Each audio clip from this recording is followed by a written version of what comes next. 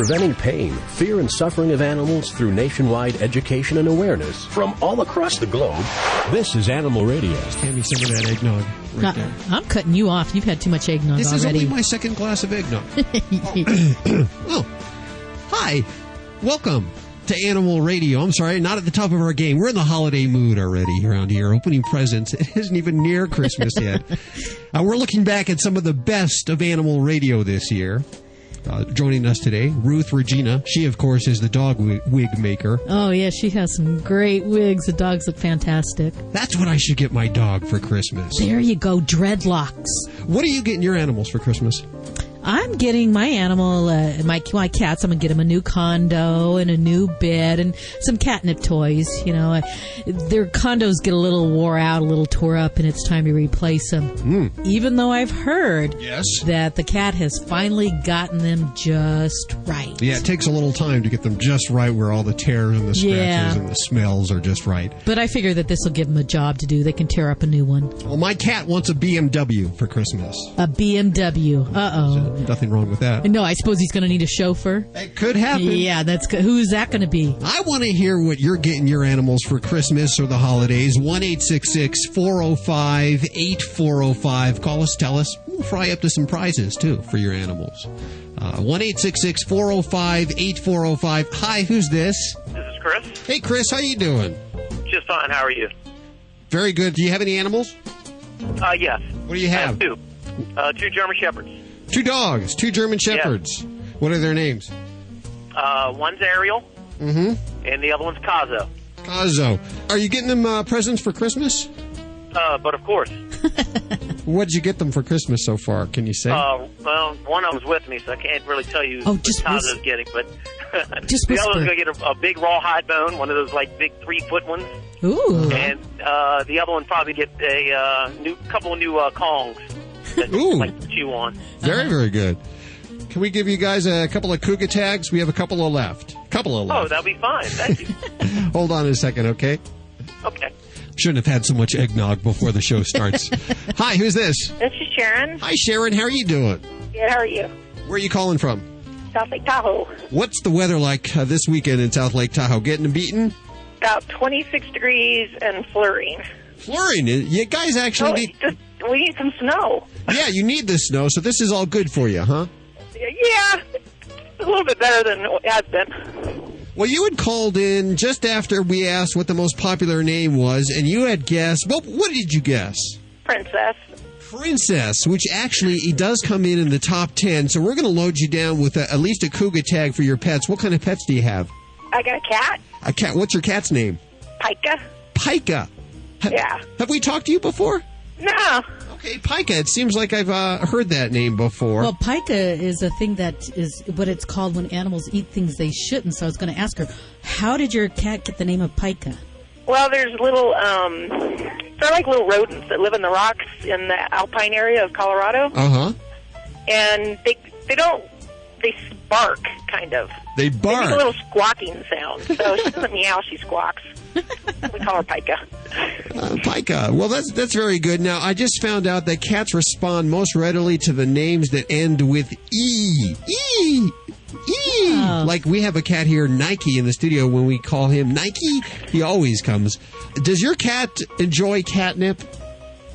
She does. She does. That's the first cat I've had that does that. Yeah, well, because I guess about 20% of them don't have the gene for catnip. What kind of cat is your cat? Just a regular old... Tabby. Tabby? Uh-huh. Okay, now I understand Siamese cats are among the cats that don't like catnip, and I don't believe that because I've actually given a Siamese cat catnip, and they've enjoyed it. And the last fun fact, fun feline fact, how many hours a day do you think your cat spends sleeping? If it's healthy. I would say, I've heard before they spend about 14 to 16 hours a day sleeping. 14 to 16 is, 16 to 18 is actually what a healthy cat could sleep most of the day. They're awake 6 to 8 hours. Don't you wish we had schedules like that? I don't know, with this weather I might today. Go in and hibernate today. Well, Sharon, I want to thank you very much for listening to Animal Radio. We're going to send you a Cougar tag and some more prizes for the kitty, maybe some catnip, okay? Okay, great. It was fun talking to you. Hold on one second. Okay, thanks. Since we're in the holiday mood here at Animal Radio, we didn't want to produce a new show this week. We just figured we'd play a lot of the stuff from this year, because we've had a lot of great shows this year. And one of my favorite times was when Sheena Easton joined us. Oh, she was fun. It went sort of like this. Let's go back.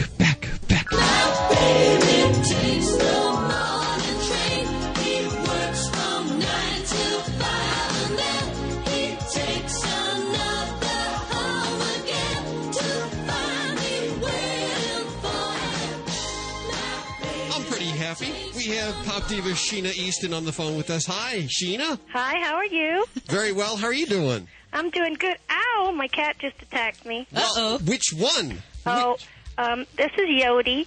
Or Yoda's her formal name. Ow, Yodi. We have 6 of them. Wow. And 2 dogs. And they all get along?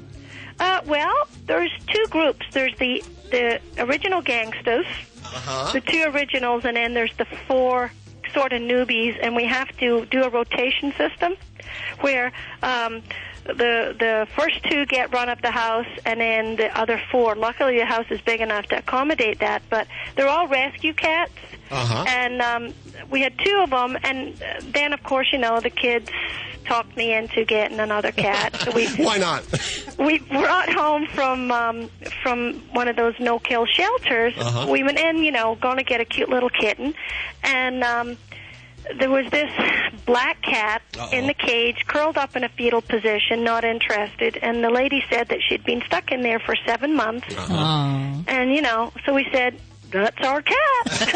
So we took her home, and I noticed right away she was shaking her head, so she had ear issues. And we took her to the vet, and she got an operation the next day to get a polyp out of her ear. Wow. And now she's a happy cat. She's a big fat thing that she's just doing real good. But so when I took her back to the vet to get her ear checked, at the vet, somebody had dumped off a mom and kittens, and of course, I took the mom and the 2 kittens home. So I went in with 1 and came home with 4, so that gives us 6. Isn't that the way it always happens? Yeah, it's never it does. Intentional.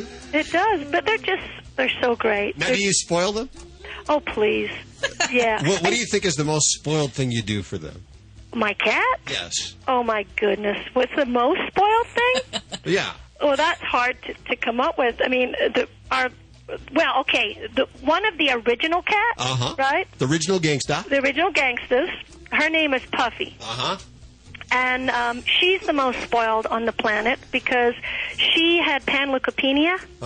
And she was supposed to die at 5 weeks old. Not a lot of survivability. What is panleukopenia? A cancer? What is panleukopenia is essentially a extreme form of distemper. Oh, distemper. Okay. And if you look it up on the internet and just look at what any cat that's less than 16 weeks, there's about a 90% death rate. Ooh.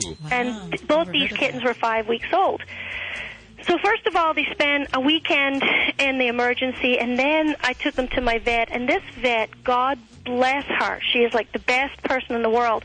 She took my babies home with her. Wow. So that she could set her alarm and get up every hour to squirt, this food down their throat to keep them on a drip. Wow. And she kept them alive through the worst phase of it, and they survived. So this cat, the long story short, once she's had some problems. She's got a little bit of brain damage issues, and she's also a peer. And so I've removed every piece of carpet. I've removed everything you can think of from downstairs. She sprays all over? She will just look at you and sit down and pee right in front of you. I know those types. Like, how you doing? I'm just having a little time out here. And so we're, you know how like your grandma will put the plastic covers on the couch and stuff? We have to put plastic covers on the couch. Yes. And take them off when we want to sit there. It's a nightmare. So and now she's on pills to try and help her not do it. What kind of pills is she on? She's on, like kitty downers. Kitty, like Buspar, or is it Prozac, or is it? It starts with an A. An A, okay. Does it work? We're going to research that because we actually know that multi-cat households like that is a problem. And we know cats like this that last resort is to go to medication like Buspar. They're anxious cats. They pee all over. Well, all of the cats have no litter issues, but Puffy always had a litter issue. And I'm one of those people. I'll research everything. I have every book on cats you can think of. Uh-huh. And right from the get-go, the signs were there. She has never attempted to cover up when she goes in her litter box.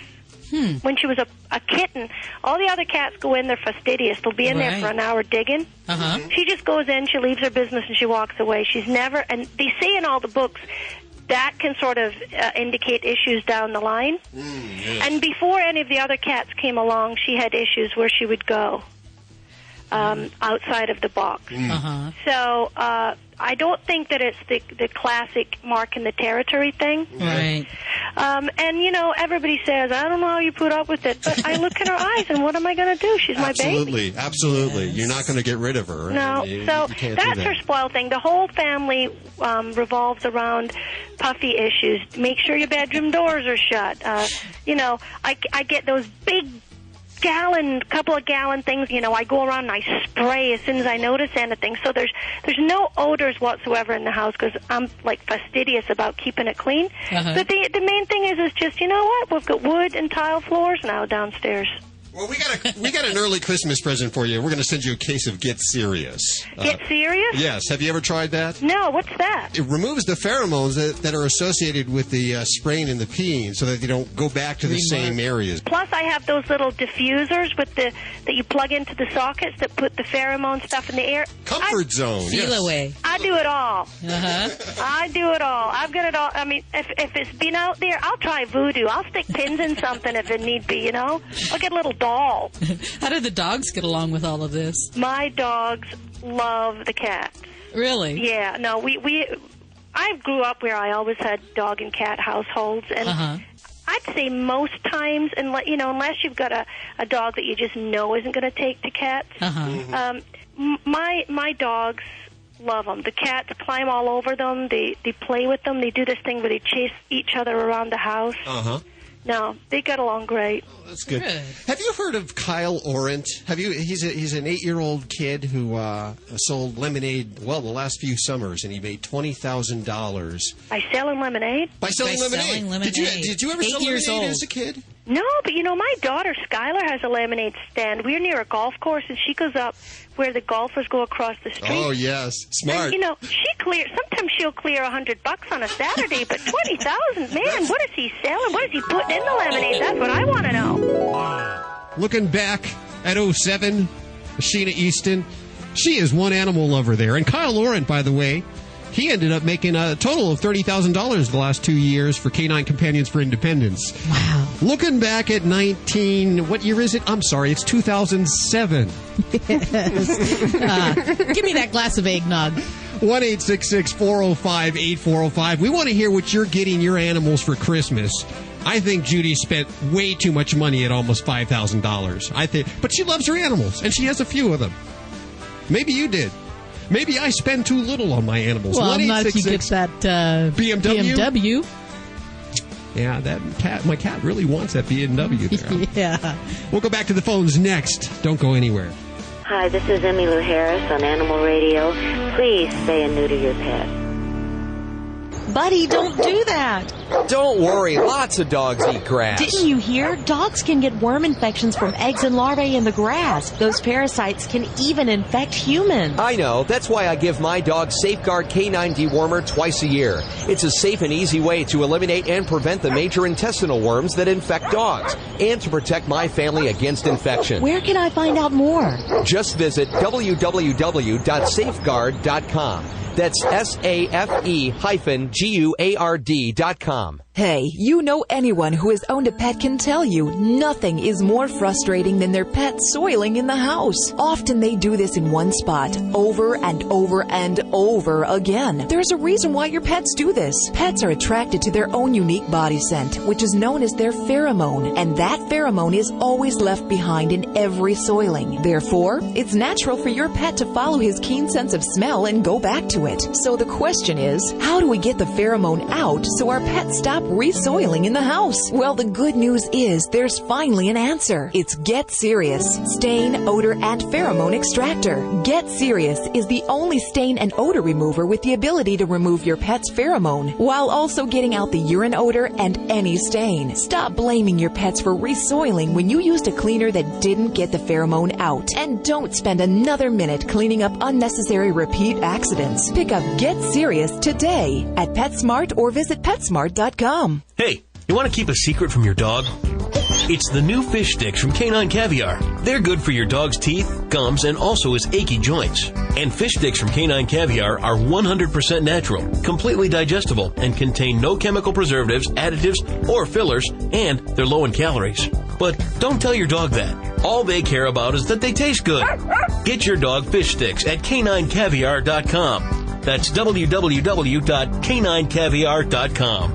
Hi, I'm Jay Moore, and as a sports fan, I can tell you there's nothing quite better than spending a day in the park playing catch with a beautiful lady. Like Shirley, my dog. Listen, adopt a pet. They are the most loyal companions you will ever have. Visit pets911.com or call 1-888-PETS-911.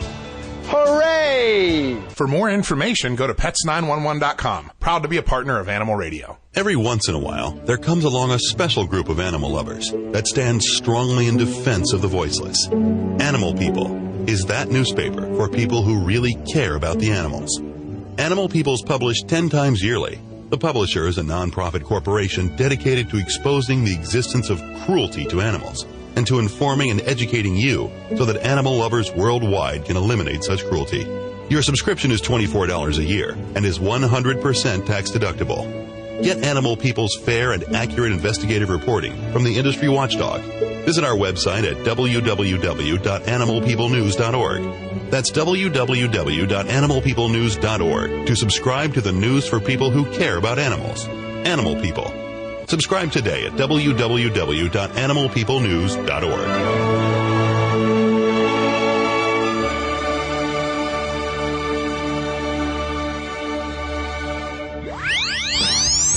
Preventing pain, fear, and suffering of animals through nationwide education and awareness from all across the globe. This is Animal Radio.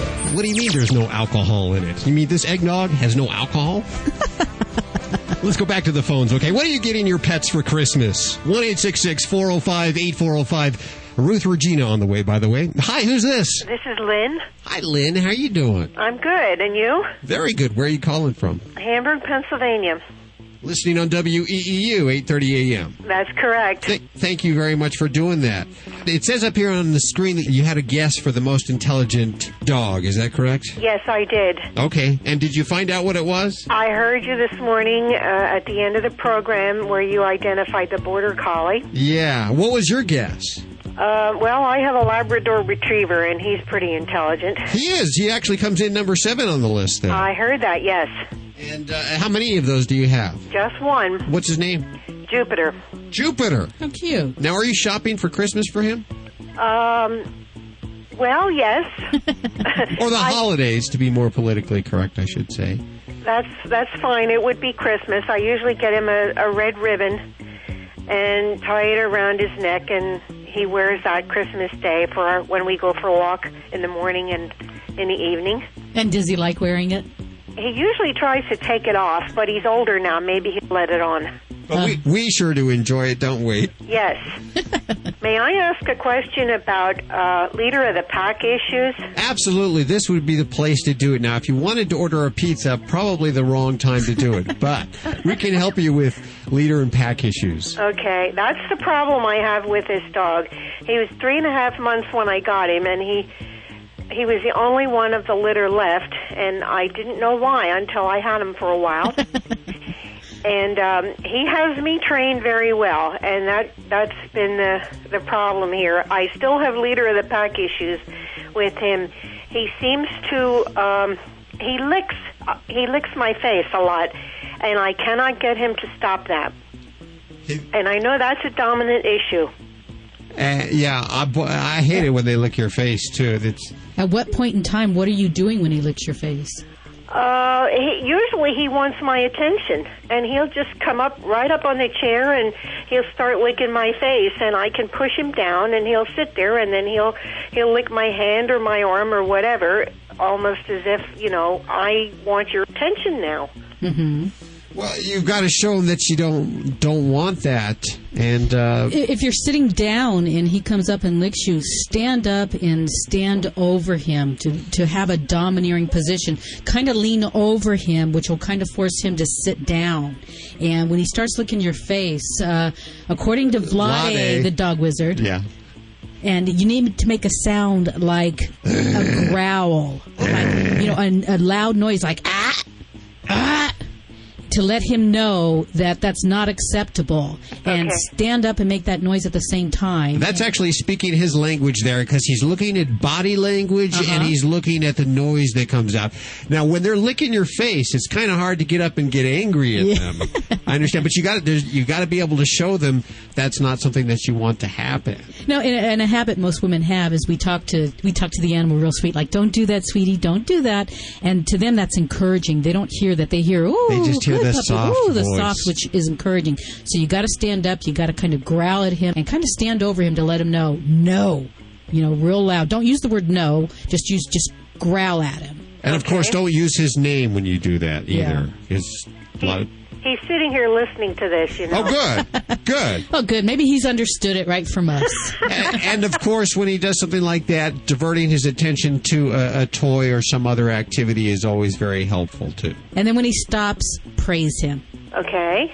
A lot to remember, huh? Yeah. I hope that works. If you have any more questions or problems with them, let us know. If I have any more problems, I'll call back. Okay. Is that okay? Yes, absolutely. Can we go ahead and send you a Cougar tag for Jupiter? Oh, I'd love that. Okay, thank you for listening to Animal Radio. Hold on one second. Thank you. 1-866-405-8405. You can also email us with your questions, your voice at animalradio.com. Hi, who's this? Name's Greg Holloway. Hey, Greg, how you doing? Good. How you doing? Very good. Where are you calling from? Right now I'm in Dover, Delaware. Dover, Delaware. Yeah, I heard your radio station this morning, gave a call in. I was coming from Pennsylvania. Oh, very good. Okay. Do you shop for your animals for Christmas? Are you getting them presents? Am I getting them presents? What kind of animals do you have anyway? I have a golden retriever mixed with something else, and we have no idea what that else is.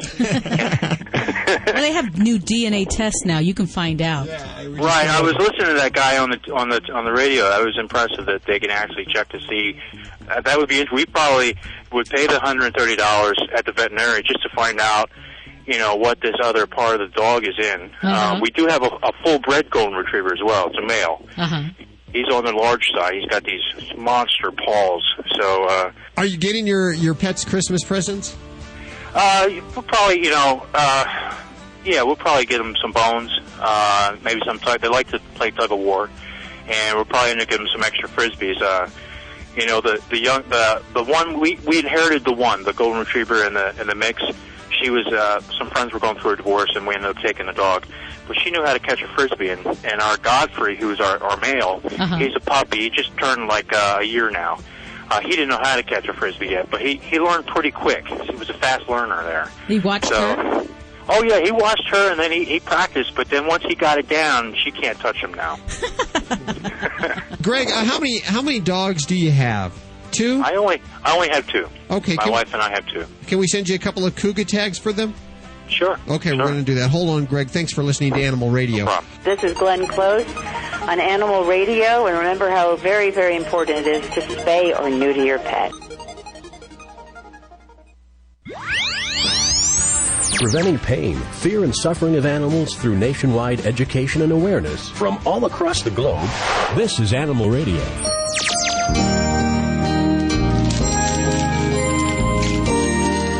Roasting chestnuts over a fire. the holiday mood here at Animal Radio. Someone better put that fire out. I think they better put you out. You know what? We were looking back at 07, having a fun time, thinking Ruth Regina was one of our best guests that we had. She's the dog wig maker, and we were going to replay her, but we figured why not get her on the phone for real and see what she's up to. And I believe she's on line 3. Hi, Ruth. Hi. How are you doing? Oh, just fine. And how are you doing? Doing good. Miss you. Last time we saw you was at Super Zoo. Oh, yes.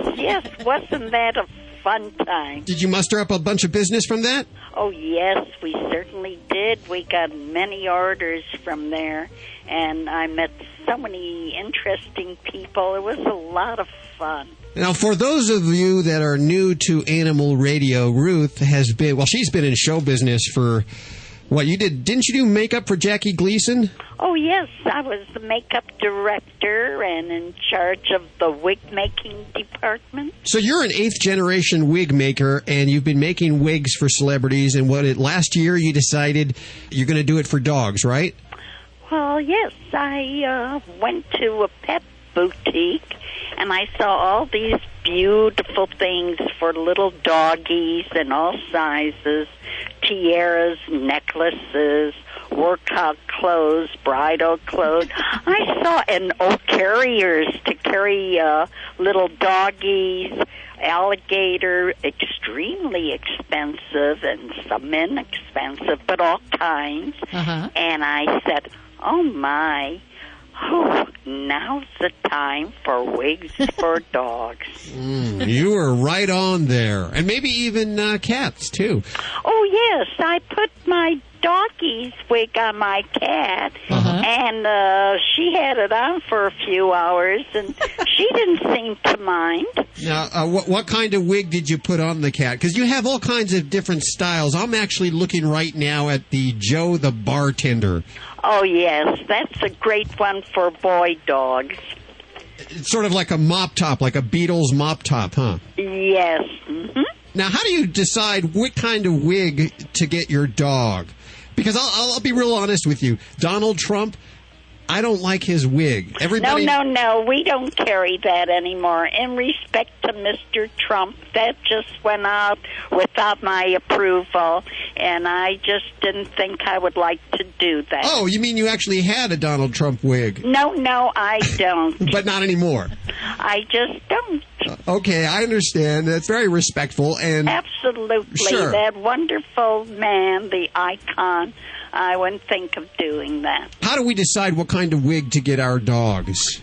Well, first you look at the color of the dog, and if it's a little girl, you could have a pink or a little brown or blonde Shirley Temple curls. There's so many different styles. If it's a boy dog, you would look more toward the Joe the Bartender or the dreadlocks, which we're making. And we have a spiky wig, which is, for a macho, tough dog. And we have the more delicate, fluffy ones, Marilyn Monroe, all different styles for the little girls. Are these wigs just for small dogs, or do they go all the way up to the large breed dogs? Well, we had them for a shoot the other day, and we had one on a Labrador. Oh, no. And we had the dreadlocks on the Russian Wolfhound. So it goes on any size dog. What are the occasions that we would need a wig? Do you make them for different occasions? Like, for instance, we have the holidays coming up here. Do you have a holiday line? Oh, yes. I have the red and green wig for Christmas. Oh, and yes. I have it on my dog, Baby Wiggles. And we took some pictures of that. I don't know if it's on our website at this time, because we just did that last week. Uh-huh. And, yes, I made holiday wig for Halloween. And for all the seasons, we'll be giving them with a special flair for the holiday feeling. What is the most popular wig? Which one sells the most? I would say the Yappy Hour, because you can reset it. They aren't throwaways. You can wash them and set them most any way you like. And for boys, I would say the dreadlocks, and, well, all three of them are quite popular. Extensions are very popular in the human world. Do you make extensions for dogs? Oh, yes. I have the Peekaboo Wow, and I have the Pink Panther, and the Cutie Curls. You just clip it on, just like women would wear. Okay, I'm just finding out just now on the phone line, someone wants to know if you make them for ferrets. Yes, we can. We made one, a special one for a little a Chihuahua, and I was told it would fit a ferret. Okay, we'll have to let that listener know there. Yes. Any celebrities get in touch with you to get wigs for their dogs? Well, we had just started with this. It's so very new. But we had Johnny Blazer and woman. What's the name? The name of Johnny Blazer's? And Nikki Six. We made a mohawk for their dog. And they said they're going to use it on the red carpet. Absolutely. Well, these are absolutely wonderful. I love them. I wouldn't know which one to get, but we could go to the website and find out. Oh, yes. And we'll be coming up with other styles. How often do you come up with a new style? Well, I have around 50 now, and they can be changed around for different ways. But I'll think of something. Now, these are made out of, what is it? They're made out of synthetic fiber, but we also make them out of European hair, and we custom make them also. Now, do you find European hair is better than, let's say, American hair? I would think so. We use Italian hair. It's hair, I only say better because these girls save their hair to sell. Oh. And they have their heads wrapped in a towel, so when they're picking the grapes or cherries, they don't have the sun bleach their hair out or dry it out. Wow. And that is the finest hair that comes from Italy. Wow, I didn't know that people actually did that. Oh, yes. It's been a profession that has been going on for hundreds of years. Now, Judy, do you think I could sell any of my hair? What hair, right? I don't even think you could make a wig for a Chihuahua with that hair. What is the most expensive, the top of the line that you've ever done wig for a dog? Well, I don't think that has yet to come. But I did make 3 hair pieces for this lovely lady who has 3 dogs. And they ran $1,000 a piece. Wow. You'll find that a lot of people will spend a lot of money on really anything for their animals, huh? They love them lots now, huh? Oh, yes. I'm going to give out your website because I want people to go over there and take a look at it. It's www.wigglesdogwigs.com. That is great. And I'm going to put a link also from animalradio.com. If you're driving along right now, anything you've heard on today's show, there's a link right from animalradio.com. Oh, how much fun. Where are you calling me from? I'm calling you from Utah, southern Utah, but we're all over the country. We're from Los Angeles to New York. Oh, how very nice. We always love it when you come on the air with us. We think what you're doing is very, very exciting. Well, thank you. Thank you for thinking of me. And we will be in touch with you next year to see how things are going. Oh, that's fine. And it's so nice talking to you. Have a great, wonderful holiday, Ruth. Merry Christmas. Thank you. Ruth Regina on Animal Radio. You're listening to Animal Radio. You can learn more about today's guest at animalradio.com. Log on. Learn more. Hi, this is Wendy Malick on Animal Radio. And do not forget, spay and neuter. Did you know that dogs can get worm infections just from eating grass, and that those same parasites can also infect humans? Ew, gross. house. Thank goodness there's a safe and easy way to eliminate and prevent the major worms that infect dogs. Safeguard K9 Dewormer. Just sprinkle it on your dog's food twice a year. And that's it? Yep. For more information, visit www.safe-guard.com. That's SAFE-GUARD.com. It's the best way I know to protect my dog and my family against intestinal worm infections. Fido Friendly Magazine. Perhaps you can do without it, but for kibble's sake, think of your dog. At last, a voice for us traveling canines. Until now, few have taken mobile pooches seriously. After all, who appreciates warm shelter and a comfy bed more than a dog? Fido Friendly, the travel magazine for you and your dog. A quarterly guide to Fido-friendly accommodations in the United States and Canada.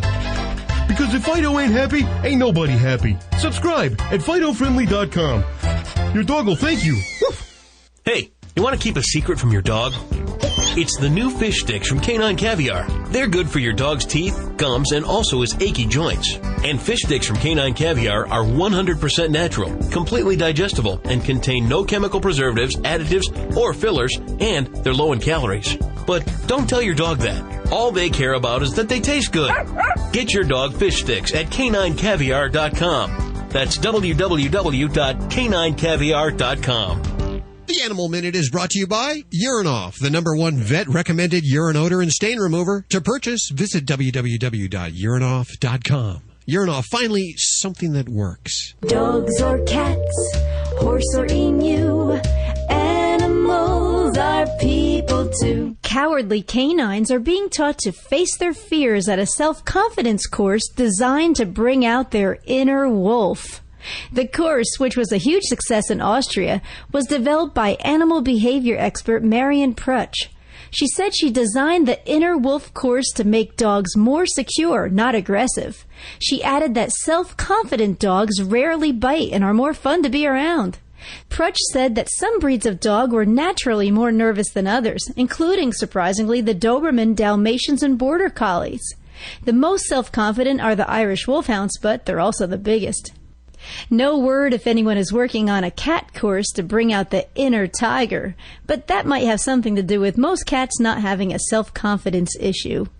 I'm Britt Savage for Animal Radio. Animals are people too. Animal Radio. There's lots of reasons to need a urine odor and stain remover. Your dog's afraid of thunderstorms. Cat hates being alone. You've moved into a new house. But there's only one reason to buy Urinoff, because it actually works. Urinoff's high-performance formula gets to the source of the problem and removes it permanently, even cat urine. Many odor removers claim to work, but thousands of loyal Urinoff customers, even vets, swear by it. If urine odor is a problem in your home, reach for Urinoff, the odor remover that actually works. Available exclusively at www.urinoff.com or your local vet. We're looking back at 07. Up next, we go to the Race for the Rescues. And Ted Casablanca, you won't want to miss that. That's all on the way right here on Animal Radio. Hi, Joanne Worley on Animal Radio. Hello! And please spay and neuter your pets. Be a responsible pet owner. As a matter of fact, spay and neuter your friends' pets also. Give it to them as a Christmas present. What a good idea. Hi, I'm Victoria Jackson, and you're listening to Animal Radio. Every year, there are millions of pets in animal shelters across the country just waiting for a loving home. I'm Mike Farrell with a very simple message. If you're thinking of getting a pet, please adopt. To easily locate your closest place to adopt, call Pets 911 toll-free at 1-888-PETS-911. It's easy, it's free, and it gives a pet a second chance at life. Together, we can ensure a better future for our pets. For adoptable pet listings in your community, go to pets911.com. Pets 911, proud to be partnered with Animal Radio. PetGadgets.com. If you're looking for innovative and high-tech pet products, PetGadgets.com. Unique and high-tech products that you won't find at your local pet store. PetGadgets.com. Find the latest products that will make life easier for you and your pet. PetGadgets.com. Everything from massage beds to a remote-controlled tennis ball launcher. PetGadgets.com. Be top dog in your neighborhood. Shop at PetGadgets.com. Hi, this is Shelley Morrison from Will and Grace, and I'm on Animal Radio. Please spay and neuter your pets. Please. Preventing pain, fear, and suffering of animals through nationwide education and awareness from all across the globe. This is Animal Radio. Sitting around the fire, which Judy has put out with my eggnog. Looking back at 07. Visiting with Ted Casablanca from ETV at the Race for the Rescues. We go back. Yes, I know who that is. That's Ted Casablanca. Hey, Ted. How you doing? Good, how are you? Ted Casablanca from ETV. How you doing? And this is my partner, John. Hey, John, how you doing? And this is Margot, the most important one of all. What kind of dog is Margot? She's a bit of everything. She's a Chihuahua, Pomeranian, Dachshund, I think. You know, maybe a little bit of Paris Hilton in there, too. No, you didn't run today, did you? Yeah. Do I look like I'm dressed or No. what? You don't look Thank sweaty you or for anything asking. like that. Did you run with your bunny ears? No. Do I look like I could run? Yeah, you do. Look like you've got a runner's build. No, I didn't. I was, like Judy, a spectator today. Except what would the runners be without us spectators? Well, you know, Margot runs. Does she? Yeah, she's this little thing, and she's actually quite aggressive and very athletic. She's a bit surprising. And she probably could have done this easily. Oh, yeah. Yeah, piece of cake. Easier than we could, I'm sure. Is Margot the only dog at the house? She is, but we have two cats. Do they get along? They get along. Butch is the 18-pounder, and he sort of like tries to boss Margot around, but Margot doesn't let him do it. And then there's Cleo. She kind of stays away from everybody. Cleo's just no one believes Cleo actually exists, is what you're saying. No. They just stay away from her because she's very elegant. You know, she's a girl cat. You know, girl cats are a little snittier than boy cats. Sure. You know, No, I know but Judy's- boys are just sluts. You know, they just want to lay on you. And You're preaching to the choir. Yeah, You I'm don't that pattern, yes. Okay, so you're this isn't where you want to go, is it? Oh, hey, you know, why go anywhere? I take it to the lowest common denominator. Just when the show starts to sound smart, then Pal comes in and takes over. Yes. The dealing with the cat. You want to add a cat and a dog? No, you want to add dogs to your household?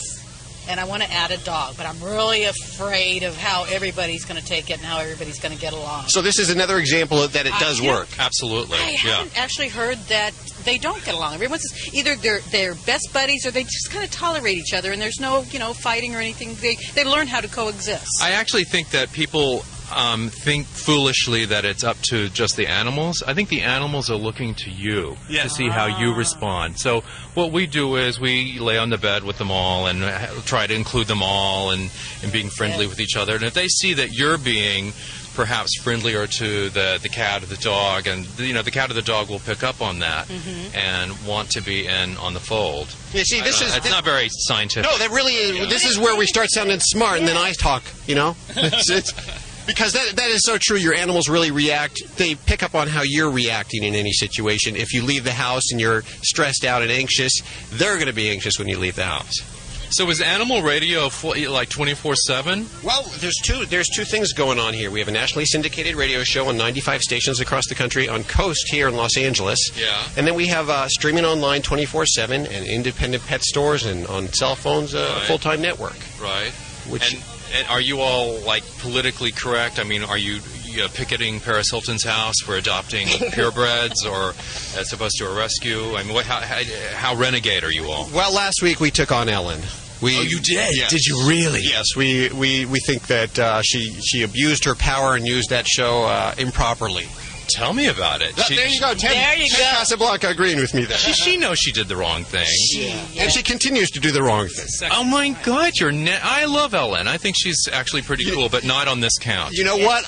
You don't hand dogs off from one owner to another just like there's some sort of handbag. If it doesn't work out one place, you give it to another. Of course, you send it back to the agency where you got the dog to let them replace. But the other thing you got to realize, and you know this because you have a high-profile job, that particular situation, she had a forum that no one else had. Her show, her TV show, which is very, very powerful. Yeah, absolutely. And what she did was she got her fans, who were quite allegiant to, mistakenly root for the wrong thing, which is a shame, because they should have been helping this rescue agency instead of helping close it down, which is pretty much isn't that what happened? Pretty much what's happened. Yeah, which is just hideous. And she pulled such a guy thing too. She said she didn't know. She said, "Oh, it was Portia signed the paper. I didn't sign it." It's like, oh, come on. Don't blame it on the girlfriend. That's such a dude thing to do. Oh, I didn't know my girlfriend did it, dude. Yeah. How true it is. But I love Ellen, just not on the score. Yes, we shut down the studios every day to watch her, but we haven't since she's come back. We're very disappointed. But did you really picket her house? Did we picket her house? We send Guido over. No, we sent some interns over to her house just to sit there. We didn't go there actually personally. We just. You leave it to the grunts to do we the actually dirty just work. thought this stuff. So you sat in your big executive office with your bunny ears, and you let the interns do it. Ted, you're awesome. Thanks for coming out today and supporting the cause. Yeah, he's getting rid of my ass. It's like, Ted Casablanca from E-Television. It's the Race for the Rescues, live from the Pasadena Rose Bowl. Going back, taking a look at the big newsmakers of 07. Ellen DeGeneres definitely making news in the animal world, and Ted Casablanca from ETV chiming in on that. That's all we have time for this hour. I want to warn you. There's more. There's more at animalradio.com. You can also hear us on your cell phone. Simply text ANIMAL to 27627 or check us out online at animalradio.com. And remember, if you get a pet, please spay or neuter. And if it happens to be a cat, don't declaw. And always adopt from your local shelter. I'm Judy Francis. I'm Hal Abrams. Have a great week. We'll see you next week for more Animal Radio right here on this fine station. This is Animal Radio Network.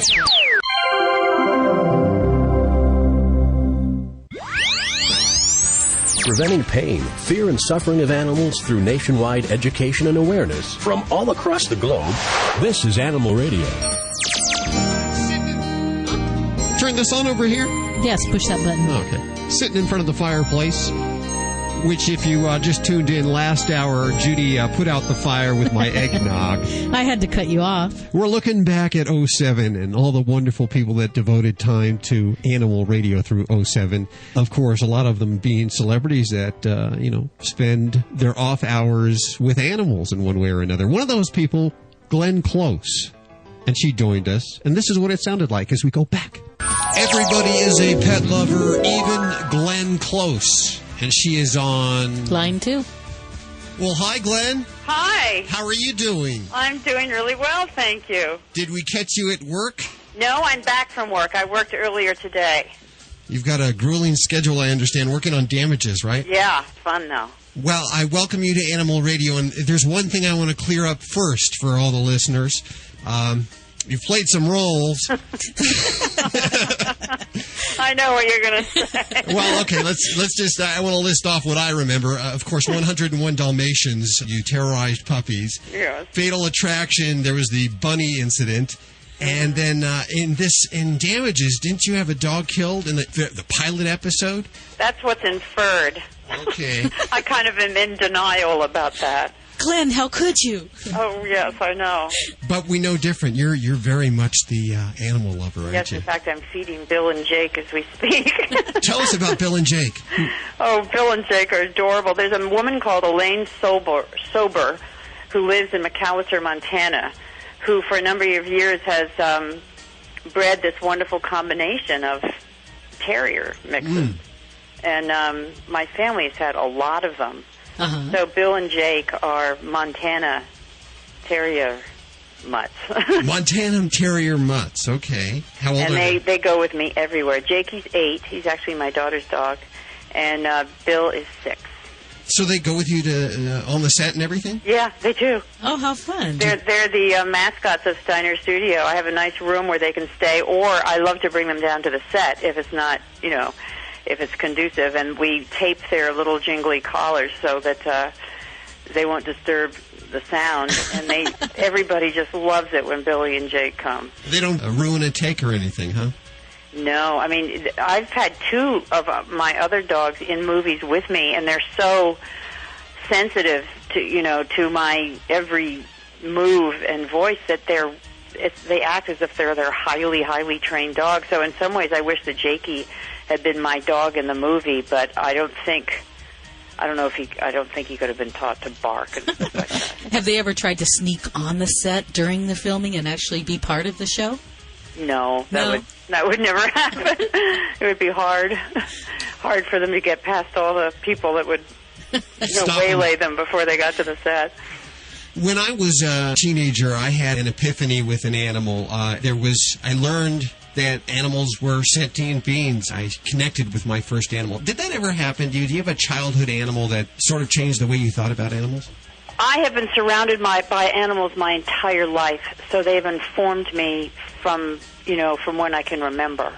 So I've never had a life without animals, especially dogs. My first dog was a collie, and we lived on a wonderful piece of property in Connecticut, but it had a very long, straight road along one edge, and so a lot of our dogs, unfortunately, died on that road because people would speed. And it's a farm, so it was kind of hard to keep track of them all the time, and we didn't have the invisible fences and all that. So my first dog, met his fate on Round Hill Road. I wore his belt. I wore his collar as a belt. That's how little I was. Aww. And I have a huge memory of him. He was a wonderful tricolor collie. And we grew up with collies. And then my dad was in medical school, and he would rescue dogs from the lab that they'd found on the New York streets. And so we had not only collies, but a great motley assortment of New York street dogs. So... and then I had a dog all through college. I've always had a dog. You're a dog person? I'm very much a dog person, though I also have 2 cats. They're probably spoiled just as much as the dogs. I wouldn't say my dogs are spoiled. My dogs are extremely well-mannered. So I guess they're spoiled in that I try to include them in as much as my life as possible. I think, dogs love to be included. Definitely. They kind of expect to go wherever I go, and always this terrible look when they realize that they can't. But they're very much part of our life. I understand that your husband, he makes diagnostic tools for veterinarians. He founded IDEX. IDEX, okay. Yes. I've heard of that. He founded that from scratch. That was my husband, and it was just inducted into the Biotech Hall of Fame, actually, just a couple of days ago. You have a lot of animal diagnostics. Isn't he heading a new venture, Fetch Dog? I want to hear about this. FetchDog.com. What is this about? It's a site, a website for dog owners, and it's going to be everything. It will be commercial. It will be community. It will be... a lot of wonderful content, a lot of articles and research you can access. I have a tiny, tiny part of it, and I have this little, I guess it's a blog called Lively Licks, Profiles of Dogs and Their People. And I'm profiling friends and also interesting people who happen to be dog owners. What do you talk about on the blog? I ask them a series of questions. First of all, why, when did you become a dog lover? Why dogs? Did you ever rescue a dog? Kind of personal dog questions. And then I do silly things like if your dog wrote an autobiography, what would be the title? And if it played a musical instrument, what would it be? And if it drove a car, and if it was a famous person, who would it be? And it's hilarious what people come back with because, of course, everybody has an opinion about what their dog would do. Of course. And a few of those are celebrities that are joining you for that blog? Yes. Well, Ted Danson and his wonderful wife, Mary, they have 3 fantastic dogs. And they're one of my first profiles. Deborah Messing, who's married to one of our wonderful writers, Dan Zellman, they have a Coton that they adore. And so they've gotten onto it. Sam Waterston, who's a friend from way back.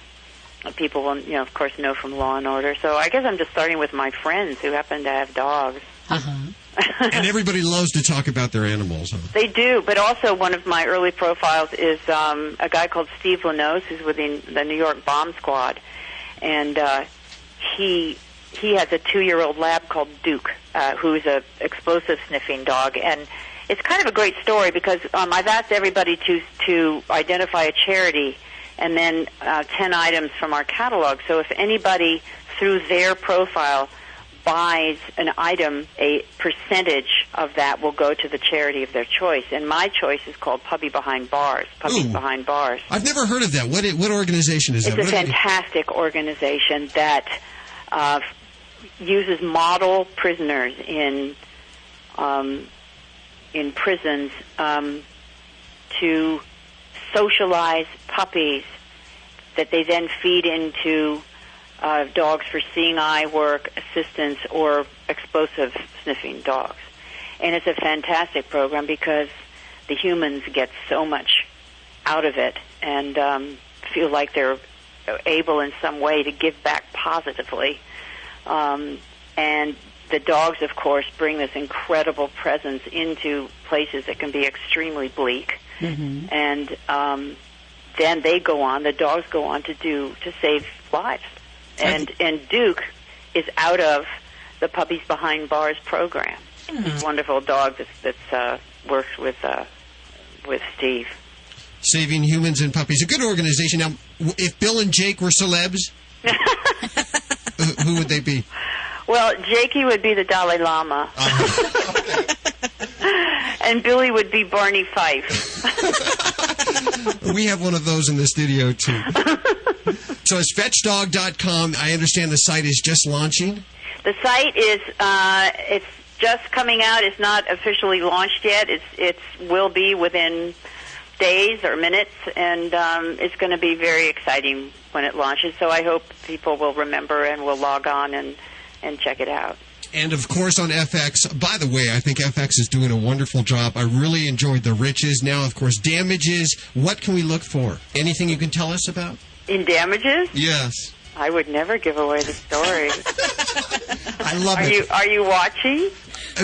I'm TiVoing it. Oh, good, because it's late. It is late for me. I know, it's late for a lot of people, so I think a lot of heavy TiVoing is going on. Sounds like you're enjoying your work and staying in touch with the animals. Check out fetchdog.com to see Glenn Close's celebrity. Do we call it celebrity blog? Because no, I don't like the word celebrity. Yeah, I was going to say it's not. No, really. it's just a blog, and I think, I mean, as life has, given me wonderful friends, a lot of them happen to be high profile, and so I'm going to them, but I want to branch out into all kinds of, Steve Lanos is one, to learn about Duke and his work and the work of people like him.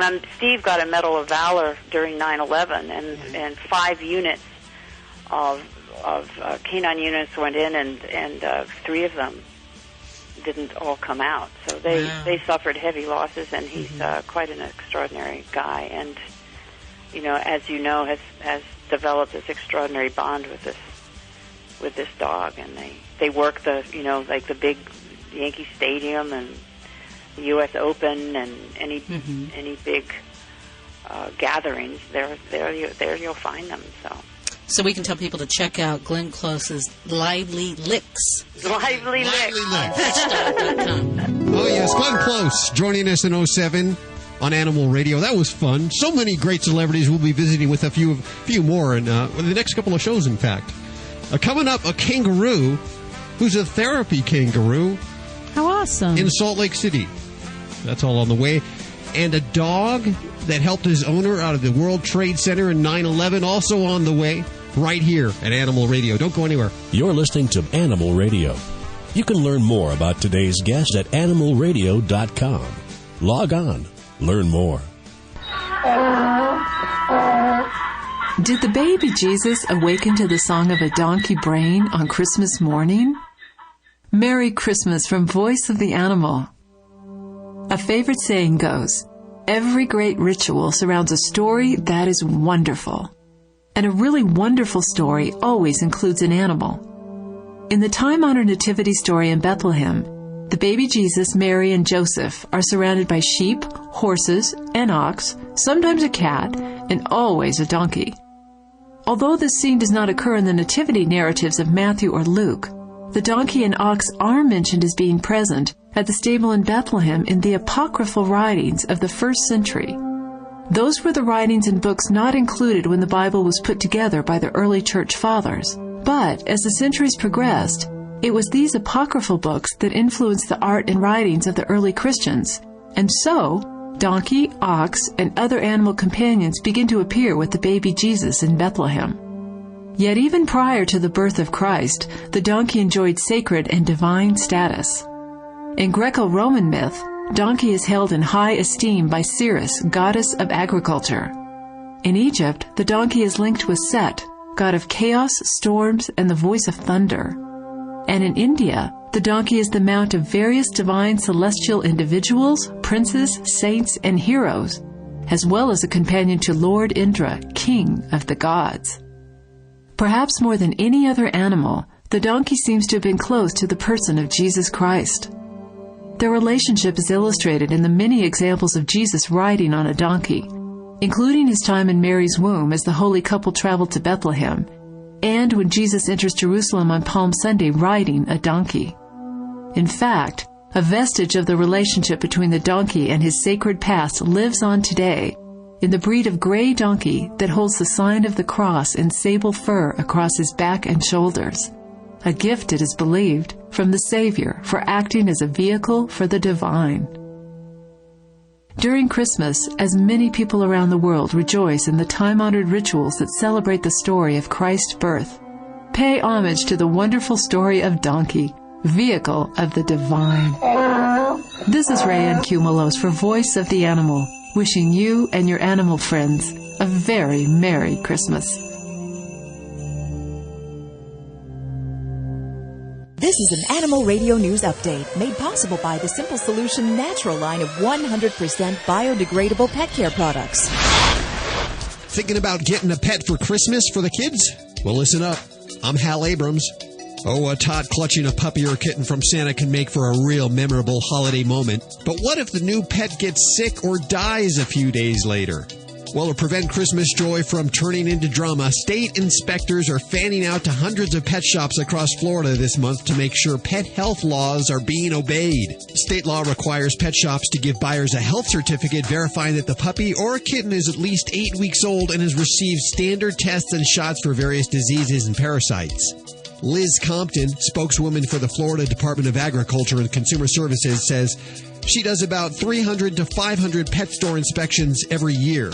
Fines usually start at about $500 depending on the severity of the offense. Such inspections are a standard part of the pet business, usually occurring twice a year. Now, some pet stores avoid selling dogs or cats. Good idea. Why don't you get those types of pets from an animal shelter? And of course, a lot of pet stores and humane societies advise people against taking home a pet as a surprise gift, especially for a child. If you do want to get your child a pet this Christmas, Anthony Zafuto of Mr. Petman suggests a two-step process for shopping with children. First, bring the child to the shelter and see what captures his or her interest. Then go back later and get the pet. And parents should keep in mind they'll probably end up taking care of the pet. So it's more of a commitment of their time than the child's. Get more at animalradio.com. This has been an Animal Radio News Update brought to you by the Simple Solution Natural line of 100% biodegradable pet care products. Get more at animalradio.com. Does that pesky pet stain keep reappearing after you've cleaned it with a household cleaner? Try Simple Solution Stain and Odor Remover. Simple Solution is formulated specifically for pet stain and odors. The unique enzyme and probacteria formula breaks down the glue-like proteins in pet urine, then absorb all the leftover particles, leaving your carpet completely free of harmful residue. So no more magical reappearing acts or pets returning to the area. Simple Solution products are available at pet specialty stores nationwide. Do you know what you're serving for dinner tonight? If the FDA has its way, the milk and meat you see at the grocery store could come from cloned animals. And you won't even know because it won't be labeled. Cloning animals for food involves more than just food safety. Animal suffering and other ethical issues must also be considered. The cloning process uses hundreds of animals to produce just one clone, causing death or severe health problems for most of the animals involved. Just because we can clone animals for food doesn't mean we should. Contact the American Anti-Vivisection Society to learn more about the problems with animal cloning at www.endanimalcloning.org. That's www.endanimalcloning.org. And have a voice in what you are serving for dinner tonight. Animal Radio is brought to you by Get Serious, a stain and pheromone remover so easy to use, even men can do it. Hey, wait a minute. Don't take any more excuses, women. It's time to get serious. Get Serious is available at PetSmart and online at GetSeriousProducts.com. Preventing pain, fear, and suffering of animals through nationwide education and awareness from all across the globe. This is Animal Radio. We're looking back at 07. One of the big newsmakers was the kangaroo, the therapy kangaroo out of Utah. Went like this. And now we go to Utah, which is right here where we're broadcasting We're here from. in Utah. We're at the south side of Utah. We go north side, I believe, to the Salt Lake City area, where there is a senior living community. And let me say, they're hopped up on a dose of medicine, but we're not talking about pills. They're spending quality time with Elliot, a 6-month-old kangaroo. Huh? Apparently one of the most popular members of the Salt Lake City Silverado Senior Living Community, where we have staff member Nora Lynn Snow on the phone. Hi, Nora Lynn. Hi, how are you? Very good. How are you doing? Good, thank you. Are you sick and tired of people calling you up to ask about the kangaroo? Not at all. Not at all. Well, tell us, now, first of all, who came up with the idea of Elliot, and did it involve any kind of happy hour? No. Elliot is the fourth marsupial that we've raised. I have raised a wallaroo, 2 wallabies, and now Elliot, and he is a red kangaroo. You've actually raised these. They actually come to the community all day long, but on weekends and in the evening, he goes home with me. Oh, wow. So this is like your hobby. You raise kangaroos. Now, where do these come from? There is a gentleman in Springville who has exotic animals, and he allows me to borrow the kangaroos for about 6 months while they're little, and they become a therapy pet here at Silverado. And how do the seniors react? You know, because as a small Joey, the animals are very gentle, and they will sit on the residents' laps for hours and let them just pet them. Exciting. Then as they grow, they hop down the hall and they make everybody smile, and the grandkids want to come see them, so it's an awesome situation. Now, I've heard of therapy cats and dogs. Have you had that type of animal there, and why a kangaroo? You know, we've had cats and dogs here. We have had a little pot-bellied pig. We've had goats. The kangaroo just happened on kind of a fluke. I drove past, stopped at the house where I could see the adult kangaroos and said, would you allow me to raise one in my nursing home years ago? And he said, sure, let's try it. And that's how it all started. What is it like to take a kangaroo home? Are they inquisitive? Do they get into things? How do they act? You know what? They don't really get into things. They will hop around. He pretty much follows me around the house. He lays down on the couch. He sleeps next to me, bundled up in a blanket at night. He has to be touching me. He's decided I'm his mom. See, I picture something like a monkey that would get into cupboards and everything, that you would just have to watch him 24/7. No, he's a real sweetheart. Kind of docile, kind of an old dog. Oh, how wonderful. Now, they obviously get too big at some point in time to be a therapy pet anymore, I would imagine. Right. As soon as they their hormones kick in and they turn into teenagers, then they go back to the farm, and he uses them as breeders. Huh, okay. So does he sleep all night long, or is he nocturnal? No, he sleeps. You know, really they are nocturnal, but he has learned, or we have, he's up during the day and he does sleep all night. He has a bottle about 10 o'clock before he goes to bed. He's still on a bottle, and then sleeps until about 6:30. What do they eat? He drinks puppy replacer formula because they are lactose intolerant, and then he grazes. So he eats pansy, he eats my flowers, he eats grasses. He likes fruit, bananas, strawberries, that kind of thing. Oh, exciting. Okay, so you're a staff member at this senior community also, right? Right, I'm the administrator, You're so the administrator. I'm the boss. So you're the boss, because I was going to say, how do you go into the boss and say, I got this idea for a great therapy animal, it's a kangaroo? No, it's my idea, so we're okay. It was green-lighted from the beginning, is what you're saying. Okay, well, I think it's a wonderful thing that you're doing, and keep up the great work. Thank you. Very good. I guess there's do we have pictures at our website of this? We do have a picture. One picture? I think it's just a generic. I don't it's think a generic I have picture? Actually, a picture. Do pictures exist anywhere of this? Because I would like to. Of course, this is radio, and I'd hold up a picture if I had one right here. Right. I can get you pictures of him with residents and with staff, and he also travels to elementary schools so they can talk about it. Oh, how wonderful. We'll post it at animalradio.com so everybody can see Elliot, the therapy kangaroo. How fun it was to learn about Elliot there. One of the great news breakers of 07. Coming up, well, Nora the piano-playing cat. She hit the top of the charts on YouTube, even making it to The Daily Show and The Tonight Show and just about every TV venue she could. She makes the news this year, and we'll actually find out. We'll be talking to her guardian up next. You're listening to Animal Radio. You can learn more about today's guest at animalradio.com. Log on. Learn more. Preventing pain, fear, and suffering of animals through nationwide education and awareness from all across the globe. This is Animal Radio. And we're looking back. Hi, Michael. How are you? Very well. How are you doing today? Doing well. Where are we calling you? I'm in Novato, California, so about 27 miles north of San Francisco. Actually, very beautiful place. Very beautiful part of the country. It is a great part of the country. We love it here. You have a very special guide dog. Is that correct, Roselle? Correct. And things got real close on 9/11, and I was wondering if you could tell our listeners briefly, bring them up to date. Tell us the story of what happened on 9/11 for you and your situation. Roselle and I, on 9/11, had worked together for about 22 months, and Roselle has guided me. By that time, actually, she had guided me all over the country.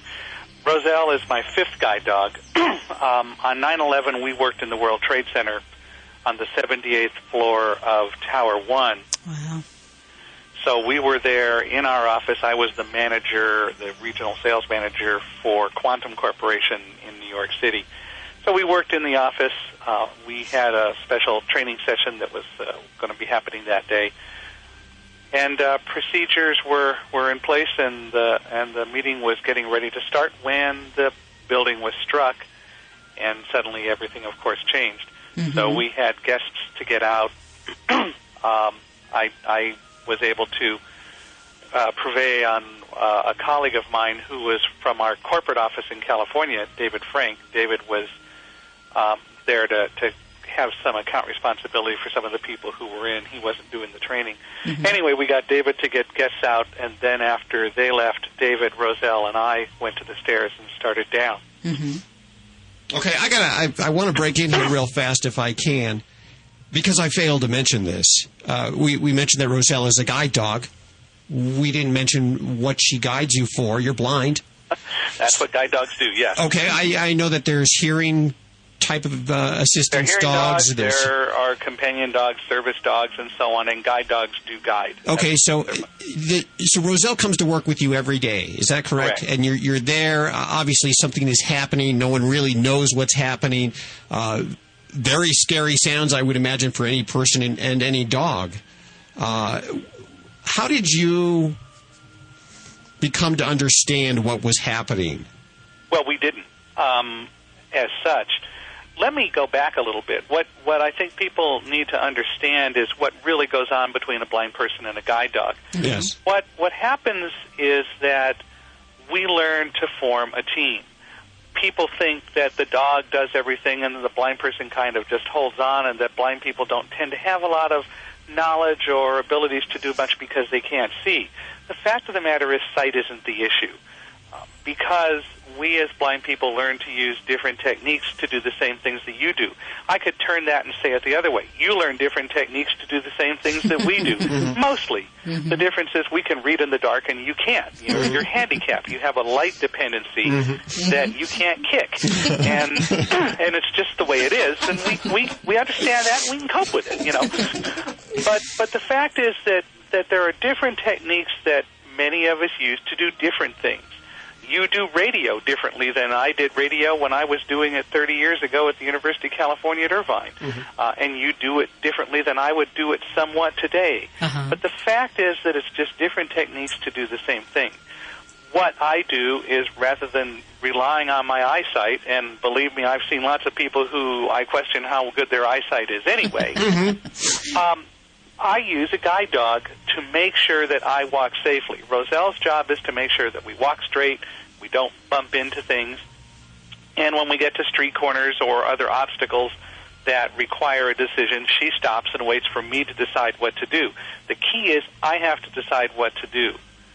Now, having said that, the other part of it is that when I decide what to do and give Roselle direction, I need to trust her to do her part of the job. Sure. So, for example, at a street corner, if I tell her to go forward, I'm going to trust her to walk across the street. I tell her to go forward because I hear the traffic going the same way I want to go. And ultimately, the way that the noise of the traffic is what I need to use to determine how I go. So I start to go across the street, and suddenly Roselle stops. She swerves, she backs up, she moves quickly for whatever reason. Excuse me. I'm not going to question her when she's doing that. If I discover later that she's off trying to go visit a bird or something like that, we're going to have a discussion about that. Sure. That doesn't happen often. She's trying to warn you if she takes you out of the path. She's moving to get away from something and protect both of us. Okay. So I have to trust her to do her job. Likewise, she learns to trust me. When I tell her to go forward, I mean it, and she knows that I'm working on behalf of both of us to get us where we want to go. So it is truly, in every managerial sense of the word, a team that gets formed when we start working together. Okay. We need to trust each other. We need to interdepend on each other to get the job done. That's the same thing that goes on between you and your eyes, or that goes on between the two of you when you're doing a radio show or any team. So when we were in the office on 9/11, what was occurring was that Roselle was asleep under my desk. The building was hit. She came out from under my desk after the building stopped. I took her leash, and then my colleague David saw fire outside the window and said, "Oh my God, there's fire, and we got to get out of here," and people began to panic. Meanwhile, I was saying, "Hey, slow down, David," and David was going, "No, you don't see it. We got to get out of here." The usual line, right? You can't see what's going on. You know, well, of course there was fire. He said there was. I didn't doubt him. Besides that, buildings don't do what that building did. Right. But I also had Roselle sitting next to me, not indicating that she felt endangered. So I took the cue from her that she was feeling comfortable at the moment to say, "Let's evacuate in an orderly way." And as the leader of that office, I knew what the evacuation procedures were, and so was able to take command and direct people to do what they needed to do. So Roselle gave me some information right there. The next time we had any real clue of what was going on was after our guests were gone. David, Roselle, and I got to the stairs. We started down. I started smelling an odor that I identified as burning jet fuel, the fumes from burning jet fuel specifically. Wow.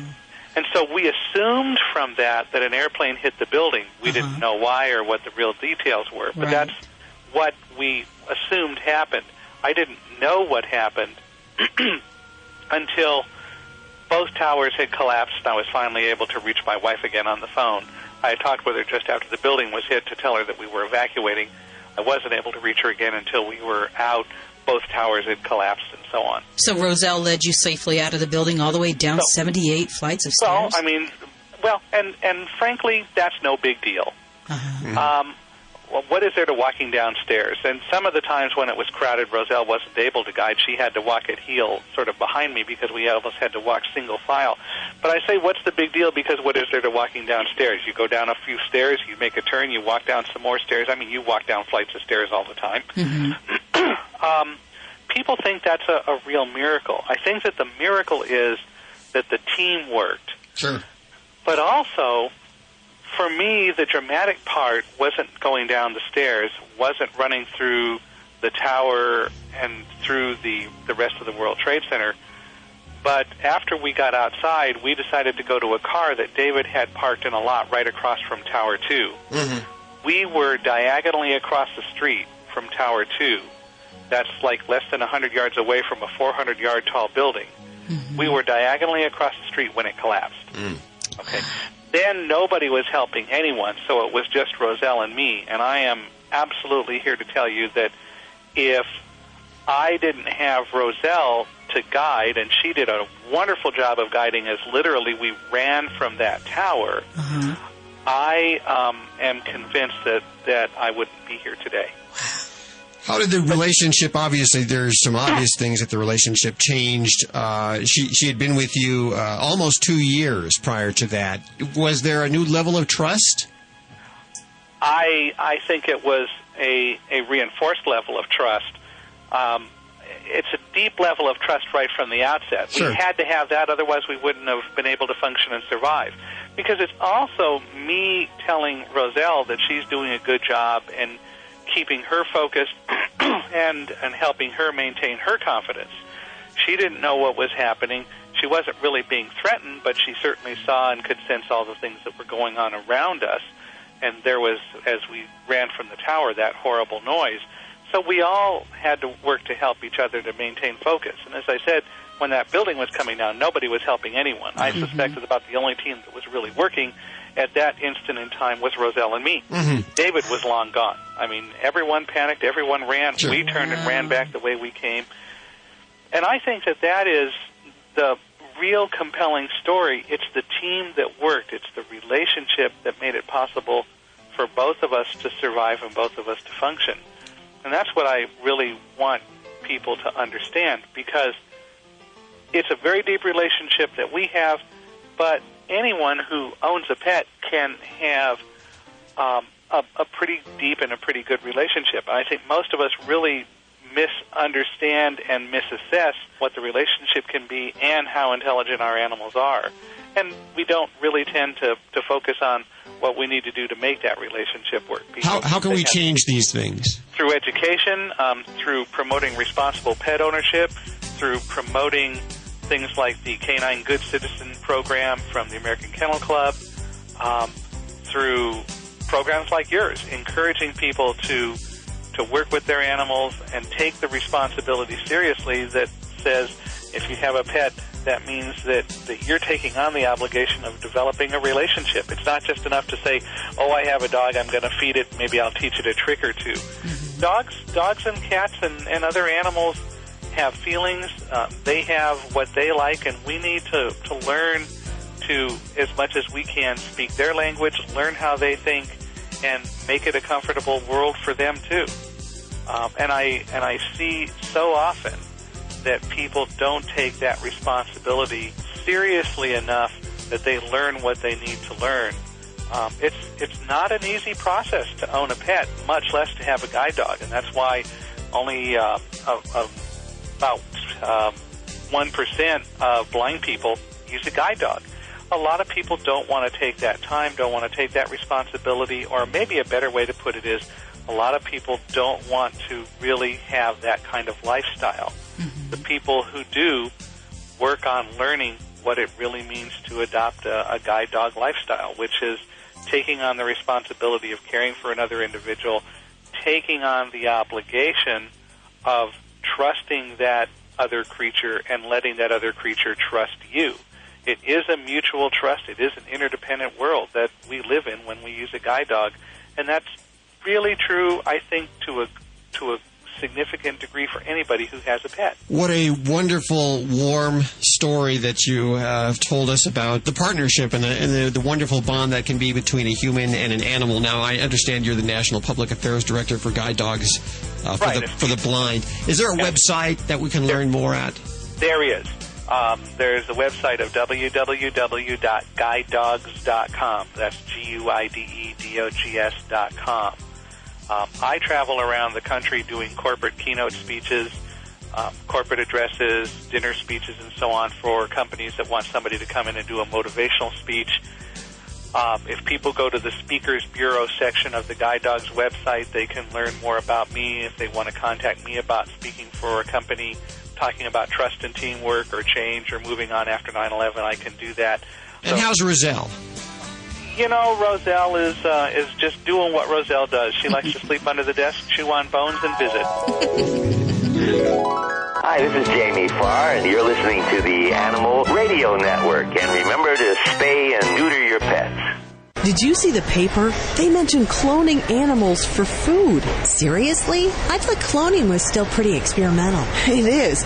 Most of the animals die or are born with some sort of health defect. So why is the FDA going to approve it? I don't know. It's upsetting that the FDA seems to be ignoring scientific evidence that animals in cloning suffer. And the FDA says that it won't even label cloned foods. That's outrageous. Yeah, and we could be eating meat or drinking milk from cloned animals and not even know it. Is there anything we can do to stop this? You can. Contact the American Anti-Vivisection Society at www.endanimalcloning.org to learn more about the problems with animal cloning and to help keep cloned food off grocery store shelves. Cloning animals for food is not just about food safety. Animal suffering and other ethical issues have been ignored for too long and must be considered. To learn more, visit www.endanimalcloning.org. Just because we can clone animals for food doesn't mean we should.